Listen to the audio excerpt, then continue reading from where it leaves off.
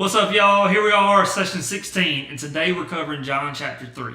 I'm going to pick on myself in a minute, but here we go.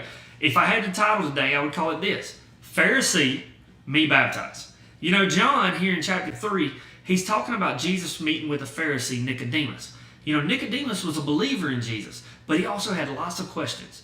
Jesus then later in the chapter also starts baptizing people. You know, if I had two big takeaways today, they would both start with Christ teaches. First, Christ teaches the Pharisee. We see this in John verses 1 through 21 of chapter 3, where we talk about Nicodemus and the necessity of regeneration.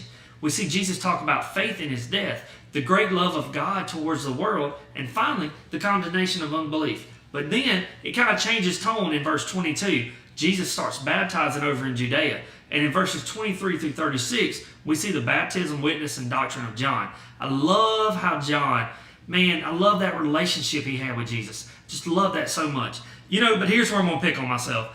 I sat at the breakfast table this morning, and I said, you know, what's my key verse? It's John chapter 3. You big dummy. It's John 3:16. Everybody knows it. For God so loved the world that he gave his only begotten Son, that whoever believes in him should not perish, but have everlasting life. You know, I don't have to go too deep into application today, how this applies to us, how this works for us. It's all right there. Guys, God sent his only Son. He died on a cross. We saw that just last week at Easter. For our sin. So we can have a relationship with him. So we can have everlasting life with him. I just really want everybody to get that today. And my food for thought, my last takeaway, man, I'm going to give Judy a shout out here because she said this to me this morning when I was at the breakfast table. She said, what if Nicodemus never asked questions? Go read chapter 3 of John and find out for yourself just how Nicodemus had that relationship with Christ, how he questions, but how he moves through it.